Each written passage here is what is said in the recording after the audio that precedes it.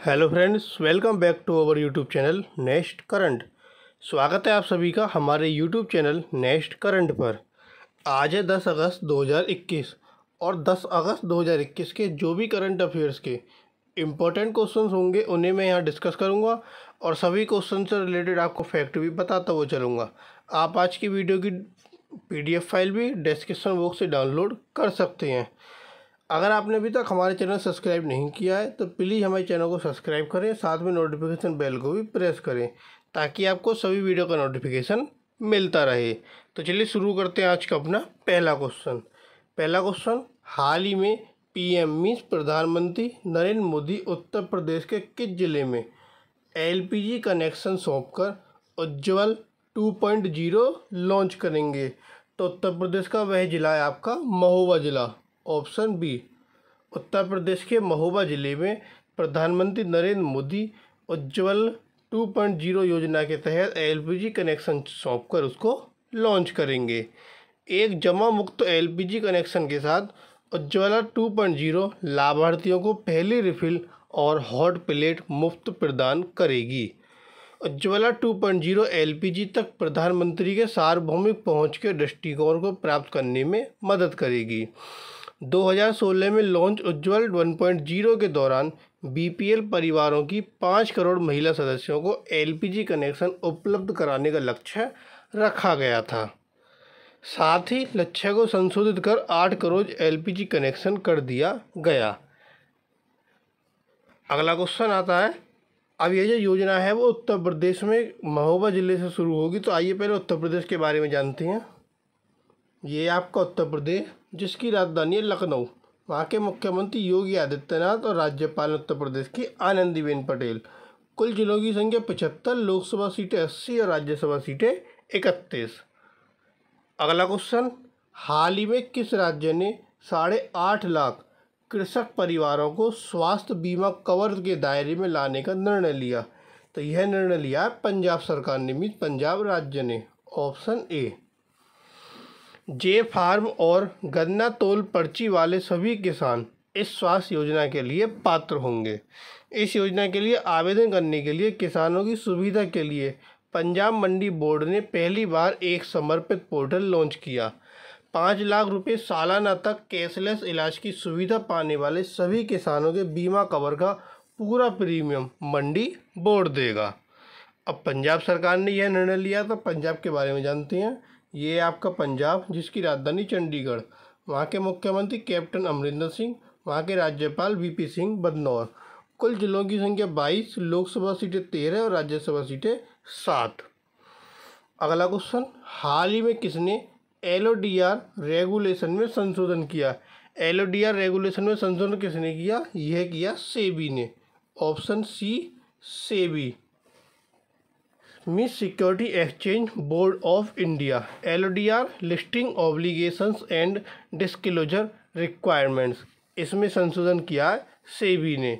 इसने स्वतंत्र निदेशकों की स्वतंत्रता और प्रभावशीलता सुनिश्चित करने के लिए उनकी नियुक्ति, पदोन्नति और पारिश्रमिक के बारे में नियमों में बदलाव किया है।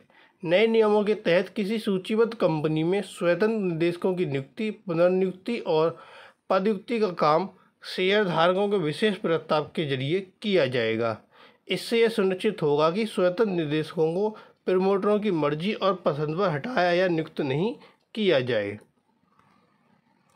अगला क्वेश्चन, हाल ही में किसने मैक्ट्रोनिक्स कार्यक्रम के लिए DSEU के साथ समझौता किया? तो DSEU के साथ समझौता किया मर्सिडीज बेंज इंडिया ने। ऑप्शन डी, DSEU क्या है? DSEU है आपका Delhi skill and entrepreneurship university. यह एक ऑटो मैट्रोनिक्स रिसर्च सेंटर है जिसके तहत एक विशिष्ट पाठ्यक्रम की पेशकश भी करेगा। यह Delhi skill and entrepreneurship university के छात्रों को अप्रेंटिस और प्लेसमेंट सपोर्ट भी प्रदान करेगा। अगला क्वेश्चन, हाल ही में किस IIT ने कम लागत वाली जल शोधन और उपचार इकाई विकसित की? तो यह विकसित की है IIT जोधपुर ने। ऑप्शन ए, जल शोधन इकाई मेम्ब्रेन असिस्टेड सोर्प्शन आधारित अल्ट्रा फिल्ट्रेशन तकनीक का उपयोग करती है ताकि यह सुनिश्चित किया जा सके कि पानी शुद्ध है और कुशल उपयोग के लिए तैयार किया गया है। विकसित इकाई पोर्टेबल है और शुरू में राजस्थान के ग्रामीण क्षेत्रों के 5 स्कूलों में स्थापित की गई है। टीम ने पीने के अलावा अन्य उद्देश्यों के लिए उपचारित ग्रे वाटर के पुनः उपयोग के लिए स्वदेशी रूप से विकसित कम लागत वाली जल शोधन और उपचार इकाई को डिजाइन, स्थापित और प्रदर्शित किया है। अगला क्वेश्चन, हाल ही में तीसरी ओएनजीसी हस्तशिल्प परियोजना उज्ज्वल आवाहन किसने शुरू की? तो यह शुरू किया रामेश्वर तेली ने। Option B. पेट्रोलियम और प्राकृतिक गैस मंत्री रामेश्वर तेली ने तीसरी ओएनजीसी हस्तशिल्प परियोजना उज्ज्वल आवाहन का शुभारंभ किया।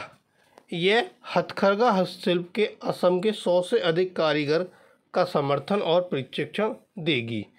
यह परियोजना सरकार के आज़ादी का अमृत महोत्सव के अनुपालन के अनुरूप है, जिसके तहत ओएनजीसी ने देश के पहले स्वदेशी हस्तशिल्प का समर्थन करने वाली 2 परियोजनाएं शुरू की। भारत के स्वतंत्रता के 75 वर्ष को मनाते हुए पेट्रोलियम मंत्रालय के तहत सार्वजनिक उपक्रम ने स्वतंत्रता के प्रत्येक वर्ष को मनाने के लिए 75 परियोजनाओं का समर्थन किया है और उन 75 परियोजनाओं में से ओएनजीसी 15 परियोजनाओं का समर्थन कर रही है, जिन्हें 15 अगस्त 2022 तक लागू किया जाएगा। अगला क्वेश्चन, हाल ही में वंदना कटारिया को किस राज्य का महिला अधिकारिता और बाल विकास विभाग का ब्रांड एम्बेसडर नामित किया गया? तो यह किस राज्य के लिए नामित हुई? यह हुई आपके उत्तराखंड के लिए। Option C, Uttarakhand. वंदना कटारिया कौन है? ये भारतीय महिला हॉकी टीम की खिलाड़ी हैं। इससे पहले पुष्कर सिंह धामी ने वंदना कटारिया को 25 लाख रुपए नगद इनाम देने की घोषणा की थी और अब ये महिला अधिकारिता और बाल विकास विभाग के ब्रांड एम्बेसडर नामित हुई हैं। वंदना कटारिया ने टोक्यो ओलंपिक में हैट्रिक बनाने वाली पहली भारतीय महिला बनकर इतिहास रच दिया। अब उत्तराखंड में ये ब्रांड एम्बेसडर नामित हुई, तो उत्तराखंड के बारे में जानते हैं। ये आपका उत्तराखंड, जिसकी राजधानी देहरादून, वहाँ के मुख्यमंत्री पुष्कर सिंह धामी, वहाँ की राज्यपाल बेबी रानी मौर्य। कुल जिलों की संख्या 13, लोकसभा सीटें 5 और राज्यसभा सीटें 3। अगला क्वेश्चन, हाल ही में भारतीय नौसेना ने किस देश के साथ द्विपक्षीय अभ्यास जायद तलवार 2021 आयोजित किया? तो ये आयोजित किया है आपके यूएई, यूनाइटेड अरब अमीरात के साथ। Option D. 7 अगस्त को भारतीय नौसेना ने आबू धाबी के तट पर संयुक्त अरब अमीरात की नौसेना के साथ द्विपक्षीय अभ्यास जायद तलवार 2021 आयोजित किया। फारस की खाड़ी में तैनात 2 इंटीग्रल सी किंग MK-42B हेलीकॉप्टरों के साथ INS कोची ने अभ्यास में भाग लिया। संयुक्त अरब अमीरात ने एक बेनुन्ना श्रेणी निर्देशित मिसाइल कारबेट UAES अल धाफरा और एक AS-565B पैंथर हेलीकॉप्टर के साथ भाग लिया। अब यूएई में ये आयोजित हुआ, जिसके साथ भाग लिया। तो आइए यूएई के बारे में जानते हैं। यूएई, यूनाइटेड अरब अमीरात, कहाँ है आपका? ये रहा, जिसकी राजधानी है आबू धाबी। वहाँ की करेंसी यूएई दिरहम। वहाँ के जो आपके राष्ट्रपति हैं खलीफा बिन जायद अल नहयान, ये वहाँ के राष्ट्रपति हैं। ये क्या है आपका? यूएई का फ्लैग। और ये कौन है? वहाँ के प्रधानमंत्री और उपराष्ट्रपति मोहम्मद बिन रशीद अल मखदूम। अगला क्वेश्चन, हाल ही में किस राज्य ने कॉफ़ी बीन्स को बढ़ावा देने के लिए टाटा कॉफ़ी से हाथ मिलाया? तो यह हाथ मिलाया उड़ीसा राज्य ने। Option A, Orissa. उड़ीसा सरकार ने स्वदेशी रूप से उगाई जाने वाली कॉफ़ी बीन्स को बढ़ावा देने के लिए टाटा कॉफ़ी के साथ हाथ मिलाया, जिससे अधिकांश कॉफ़ी आदिवासी क्षेत्र कोरापुट से आती है। टाटा कॉफ़ी कोरापुट से उत्पाद को खरीदेगी और इसकी गुणवत्ता या स्वाद के साथ छेड़छाड़ किए बिना इसकी विशिष्टता बनाए रखते हुए इसका विपणन करेगी। राज्य सरकार ने कॉफ़ी बागानों के लिए 46,000 एकड़ वन भूमि प्रदान की। अब यह हाथ जो उड़ीसा राज्य ने मिलाया था, ये उड़ीसा के बारे में जानते हैं। ये आपका उड़ीसा, जिसकी राजधानी भुवनेश्वर, वहाँ के मुख्यमंत्री नवीन पटनायक, वहाँ के राज्यपाल प्रोफेसर गणेशी लाल माथुर। कुल जिलों की संख्या 30, लोकसभा सीटें 21 और राज्यसभा सीटें 10। अगला क्वेश्चन, हाल ही में आईटीबीपी बटालियन में कितनी महिला अधिकारियों को नियुक्त किया गया? तो आईटीबीपी बटालियन में 2 महिला अधिकारियों को नियुक्त किया गया। Option B. पहली बार भारतीय तिब्बत सीमा पुलिस बल की रक्षा करने वाली भारत चीन एलएसी ने 9 अगस्त को मसूरी में अपना प्रशिक्षण पूरा करने के बाद कॉम्बैट भूमिका में अपनी पहली 2 महिला अधिकारियों को नियुक्त किया। दोनों महिला अधिकारी प्रकृति और दीक्षा को आईटीबीपी बटालियन में कंपनी कमांडर के तौर पर तैनात किया जाएगा। आईटीबीपी के कई अज्ञात तथ्यों वाली पहली हिस्ट्री ऑफ आईटीबीपी पुस्तक का भी विमोचन किया गया। अगला क्वेश्चन, हाल ही में किस राज्य ने काकोरी कांड का नाम बदलकर काकोरी ट्रेन एक्सप्रेस कर दिया, एक्शन कर दिया? तो ये नाम किस राज्य ने किया? यह किया आपका उत्तर प्रदेश ने। ऑप्शन सी, उत्तर प्रदेश। इसका नाम इसलिए बदल दिया गया क्योंकि कांड शब्द भारत के स्वतंत्र संग्राम के तहत इस घटना के अपमान की भावना को दर्शाता है। उत्तर प्रदेश सरकार ने 9 अगस्त को चोरा चोरी महोत्सव कार्यक्रम के तहत काकोरी ट्रेन एक्शन की सालगिरह मनाई, जिसके 2022 में 100 साल पूरे हो जाएंगे। यह वही दिन था जब 1925 में भारतीय स्वतंत्रता आंदोलन की सबसे उल्लेखनीय घटनाओं में से एक लखनऊ में काकोरी रेलवे स्टेशन के पास हुई। 9 अगस्त को हिंदुस्तान रिपब्लिकन एसोसिएशन के क्रांतिकारियों ने काकोरी के पास सहारनपुर से लखनऊ जा रही 8 नंबर डाउन ट्रेन को रोक दिया और ब्रिटिश सरकार के खजाने के गार्ड केबिन से पैसे लूट लिए। अगला क्वेश्चन, रविन्द्रनाथ टैगोर की पुण्यतिथि कब मनाई जाती है? इनकी पुण्यतिथि 8 अगस्त को मनाई जाती है। ऑप्शन डी, 8 अगस्त। इस वर्ष इनकी 80वीं पुण्यतिथि मनाई गई। रविन्द्रनाथ टैगोर एक बंगाली बहुज व्यक्ति, कवि, लेखक, नाटककार, संगीतकार, दार्शनिक, समाज सुधारक और चित्रकार थे। उन्होंने 1921 में शांति निकेतन में विश्व भारती विश्वविद्यालय की स्थापना की और वह 1913 में साहित्य में नोबेल पुरस्कार जीतने वाले पहले गैर यूरोपीय बने। विश्व भारती देश के सबसे पुराने केंद्रीय विश्वविद्यालय में से एक को 1951 में संसद के एक अधिनियम द्वारा राष्ट्रीय महत्व के संस्थान के रूप में घोषित किया गया और देश के प्रधानमंत्री 1951 से विश्वविद्यालय के कुलाधिपति हैं। अगला क्वेश्चन, अंतर्राष्ट्रीय बिल्ली दिवस कब मनाया जाता है? तो यह दिवस भी आपका 8 अगस्त को मनाया जाता है। ऑप्शन ए, 8 अगस्त। इस दिवस की शुरुआत 2002 में international fund for animal welfare द्वारा की गई।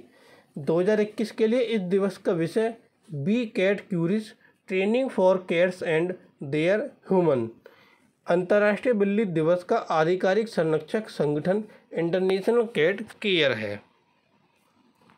अगला क्वेश्चन, हाल ही में भारतीय सेना का कितने सदस्य का दल अंतर्राष्ट्रीय सेना खेलों में भाग लेने के लिए रूस रवाना होगा? तो कितने सेनाओं का दल होगा? वह होगा 101 का। Option B, 101। 22 अगस्त से 4 सितंबर तक होने वाले अंतर्राष्ट्रीय सेना खेलों में भाग लेने के लिए रूस के लिए भारतीय सेना का 101 सदस्य दल रवाना होगा।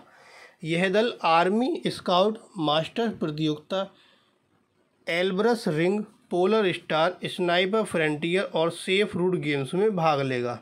इस दल में 2 पर्यवेक्षक ओपन वाटर और फाल्कन हंटिंग गेम्स में भी भाग लेंगे।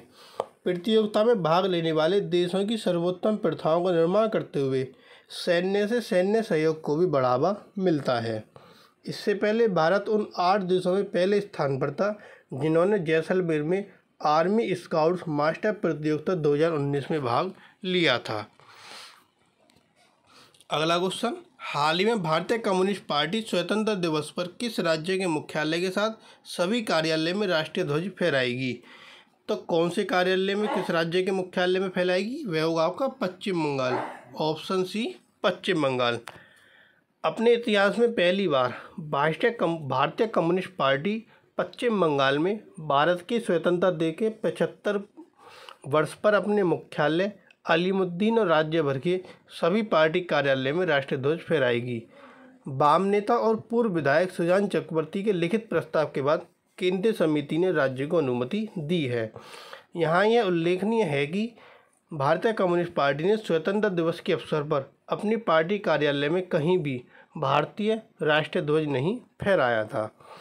भारत की स्वतंत्रता के तुरंत बाद अविभाजित कम्युनिस्ट पार्टी ने यह आज़ादी झूठा है का नारा लगाया था। अब पश्चिम बंगाल में यह ध्वज फहराएगी, तो पश्चिम बंगाल के बारे में जानते हैं। ये आपका पश्चिम बंगाल, जिसकी राजधानी है कोलकाता। वहाँ के मुख्यमंत्री हैं ममता बनर्जी, वहाँ के राज्यपाल हैं जगदीप धनखड़। कुल जिलों की संख्या 23, लोकसभा सीटें 42 और राज्यसभा सीटें 16। अगला क्वेश्चन, हाल ही में किस राज्य में ई नगर मोबाइल ऐप और पोर्टल लॉन्च किया गया? तो ई नगर मोबाइल ऐप और पोर्टल लॉन्च किया गया गुजरात में। Option D Gujarat. गुजरात के मुख्यमंत्री विजय रूपानी ने इसको लॉन्च किया। ई नगर में संपत्ति कर, पेशेवर कर, पानी और जल निकासी, शिकायत निवारण, भवन अनुमति, आग और आपातकालीन सेवाओं सहित 52 सेवाओं के साथ 10 मॉड्यूल शामिल हैं। गुजराती शहर विकास मिशन को ई नगर परियोजना के लिए एक नोडल एजेंसी के रूप में नियुक्त किया गया है। अब गुजरात में इसे लॉन्च किया गया, तो गुजरात के बारे में जानते हैं। ये आपका गुजरात, जिसकी राजधानी गांधीनगर, वहाँ के मुख्यमंत्री विजय रूपानी, वहाँ के राज्यपाल आचार्य देवव्रत।